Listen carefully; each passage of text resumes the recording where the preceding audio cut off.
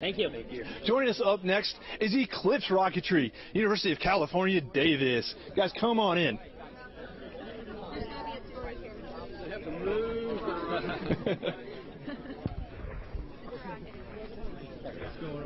All right.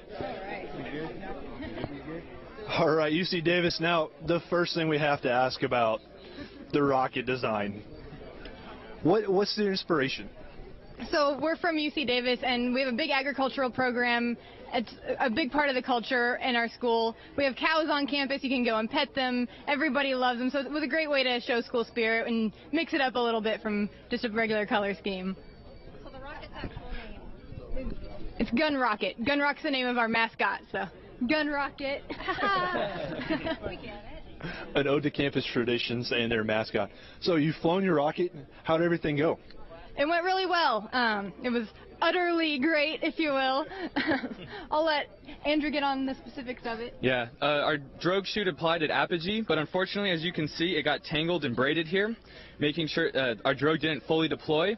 But luckily, part of our design is discrepancy, and one of those is our large parachute here, which helps make sure that when it was coming down fast enough and at a short deployment height, it will slow down just enough to make sure everything and everyone is safe around it. So after we saw it land, we kind of saw the parachute kind of inflating and deflating. Does that make you nervous at all? Wondering, was it going to drag or?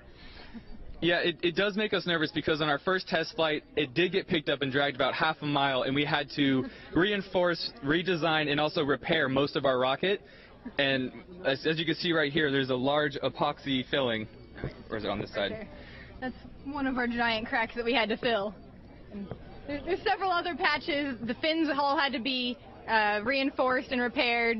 So when we saw that, we're like, go back down, lay down. So luckily it laid down, it took a nap, grazed for a little bit. So So talk to us about your payload. Which option did you choose, and how did that work?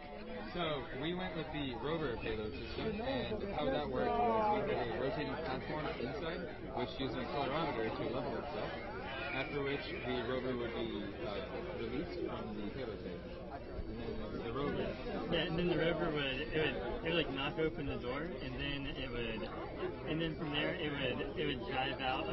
We have grubs that grow about 100 feet. That way, even though it has to clear up like 10 feet, but that way if it lands strangely, it can drive along the entire length of the rocket.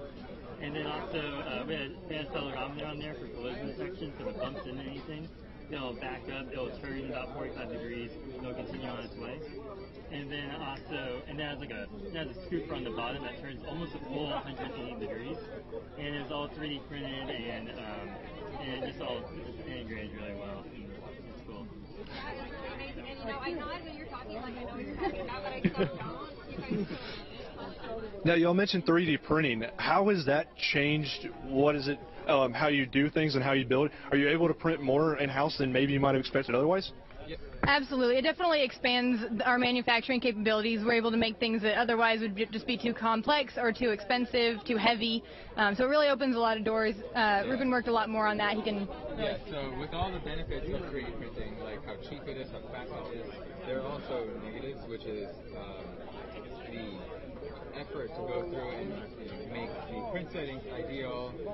There's a lot of options to go through, like temperature, how hot it is, how fast it's coming out of the nozzle, and then there's also the supports that it prints. So with metal, you could just cut out stuff, but when you're printing something and it has no support underneath, you have to bring the support, you have to create something underneath it and then remove it later. This caused a lot of issues with fitting, and so we had a lot of time on our hands firing down our print. So the ropes to get in here today, did you have any sponsors that helped you out? Do you want to give a shout out to? Oh yeah, absolutely. Yeah, so we had a few difficulties with obtaining sponsorships and getting enough funding to get here, but fortunately a few great supporters came through today. So Austin, if you could turn around for us. We have them on the back of our shirts. So a few of our main ones, one of our main supporters here was Moog, coming out of Silicon Valley, the space division. We have Structural Technologies, who donated a lot of material, including carbon fiber, which we are going to plan to use next year.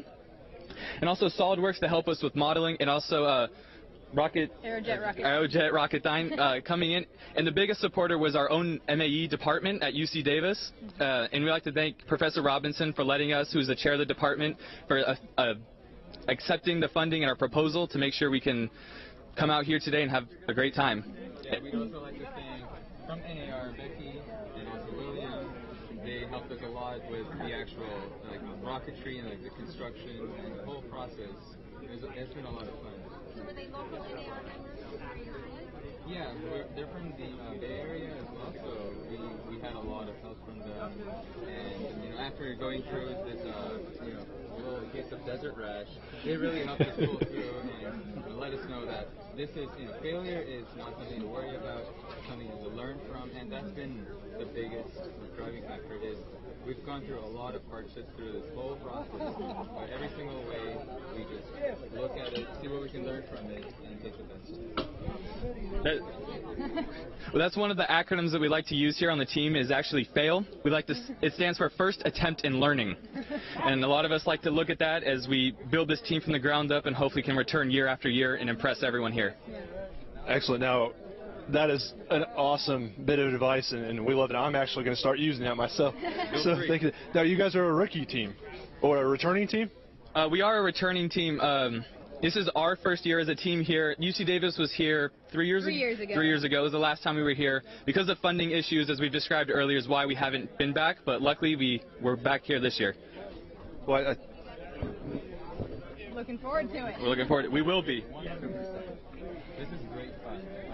Being there all day, it's worth it.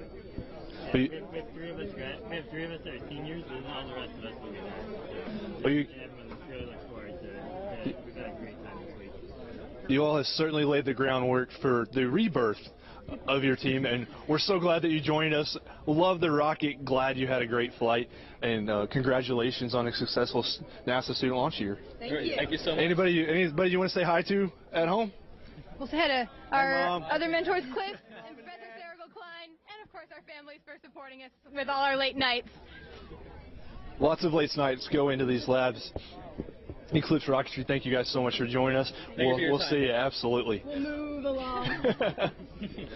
Let's bring in one of our other teams from the heart of America, Iowa. Bring in Iowa State University.